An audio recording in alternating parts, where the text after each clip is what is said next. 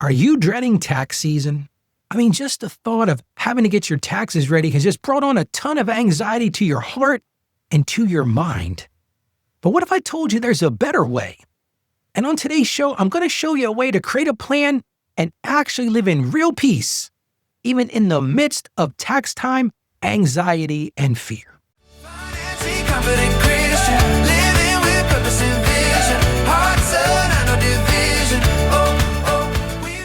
So let's get right to today's listener question.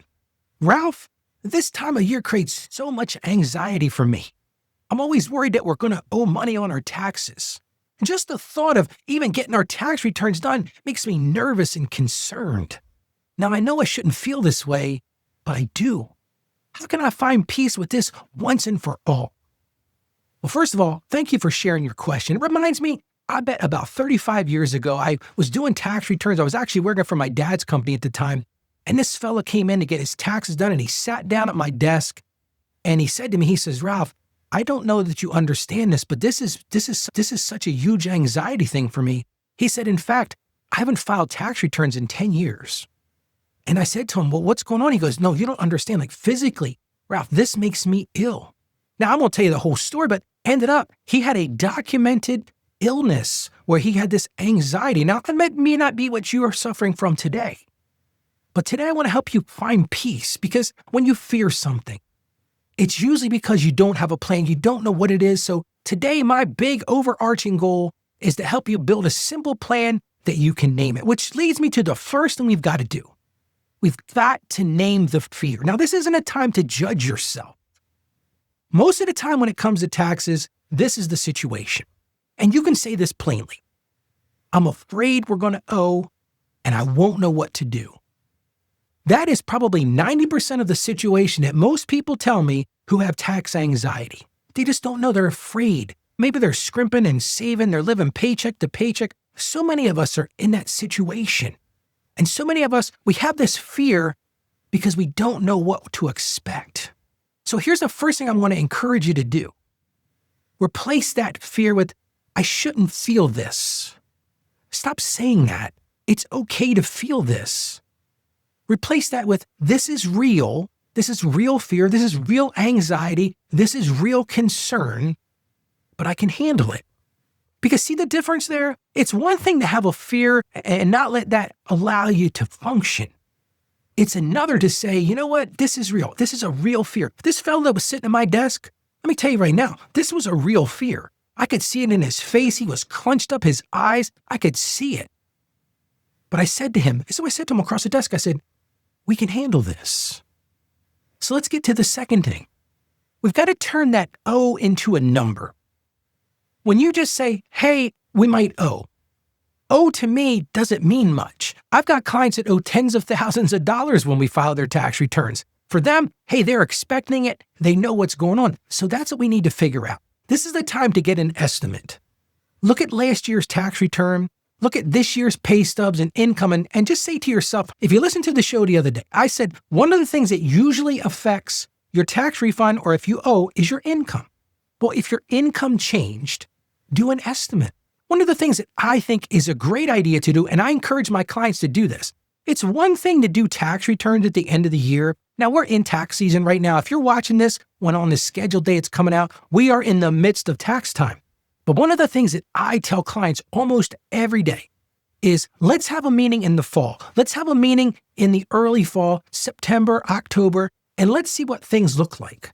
If you're one of those people that's had a major life change or a job change, this is a great idea because then you can reduce that fear. There are a lot of clients that I meet with throughout the year where we're taking a look at where things are. What I call a snapshot. Where are we? We're not looking for perfection. But they might say to me, listen, Ralph, I can afford to owe about $1,000, but if it's more than that, I've got to make some changes. Well, if you wait till the end of the year, you can't make those changes. So that's one of the things, put a number there. Next thing I'm going to encourage you to do, make a simple if we owe plan. It's going to happen sometimes. It happens to the best of us. I remember I talked about this on the show the other day. When I filed my first tax return, I owed money. I wasn't expecting it. But this is the time to have that plan that if we owe, decide how much can you pay on filing day? How much is in that tax buffer? We talked about that the other day. If you missed that show, go check it out. We talked about building that tax buffer. And if you can't pay it all at once, you file anyway. A lot of people fear their taxes because a lot of people know I'm going to owe again. They know something changed. And so what they do is they get stuck in this state of paralysis. They don't do anything. Well, here's the problem with that logic. Your taxes are due by April 15th. Whether you owe or you don't owe, guess what? You still need to pay them and file them. The thing I tell clients all the time is file your returns. Let's draw that line in the sand. Even if you owe, I get it. If you owe, we'll set up a payment plan. We'll adjust our withholding. We'll do those things I talked about the other day, but just don't live in that paralysis of that fear and say, well, I'm just not going to file at all. I'm just going to pretend like it's going to go away. That's what that client did with me for year upon year. And then the problem is it just festers. It's like that sore that just won't heal. It just keeps on getting harder and stronger and harder and stronger. But this is the time to fix that. And then you've really got to move into the next stage of this. You've got to remove that trigger. And I talked about this a little while ago. This is a time to schedule that tax appointment where you can go and say, can I prep this? Take a look at this thing first. And maybe right now you're thinking, you know what, Ralph? Here's what I can do. I'm going to go pull all my tax stuff out. I'm going to gather my basics, my W-2s and 1099s. I'm going to copy my last year's return, get my ID, all the major deductions, and I'm just going to kind of throw it into the software and see where I land. The earlier you do that, the better. Because let's say it's March. Let's say you're listening to this as it comes out, and you do your, what I'll call your draft tax return, and you go, oh man, I do owe some money. Well, here's the thing. If you know that, then you've got between now and April 15th to do something about it. You can start to save a little money. Maybe look for some other deductions. Maybe take it to a tax professional and say, listen, I did this myself. I do a lot of these returns every year where somebody will go and do it themselves and they'll come in and say, Ralph, listen, I did my return myself, but man, I can't owe this. Is this right? Unfortunately, a lot of times it is right, but maybe I can help them fix it for the future. Because when you have that momentum, it breaks that dread. That one small step can break that spiral. And another thing I'm going to encourage you to do is prevent the repeat. This is what a lot of people say, I file my returns and every year I owe. Well, guess what? If you owe every year, the system is broken. Your system is not working. You got to change the system. I've talked about ways to do that. Adjust your withholding. Make some estimated tax payments throughout the year. And these don't have to be big numbers. They can be little, small, what I call doable amounts. Create that tax buffer savings line that we talked about and put $25 or $50 from every paycheck. Because peace will grow when the future has padding. And you've got to really build that padding in. And here's my one line of encouragement today. You're not behind. Your next step is enough. So take that step today. And here's what I'm going to encourage you. Today's big win, my big takeaway for today, is I want you to write this sentence down. If we owe, we will blank. Whatever that is. And fill in one plan. If you owe, hey, it's not a problem. We've got money in our emergency fund. We got money in our carve-out tax plan. We can handle this. Or we're going to file. We don't have this much money. And we're going to set up those payment plans. Because here's the thing about our brain, the way brain chemistry works. Your brain relaxes when it knows there's a path forward. And that's the big takeaway from today. Build that path forward because when you have a path, it breaks down that fear once and for all. Well, let's get to our scripture verse. And I always want to land some scripture here. That's one of the benefits of having a finance and faith show. Well, this one comes to us from Isaiah chapter 26, verse 3.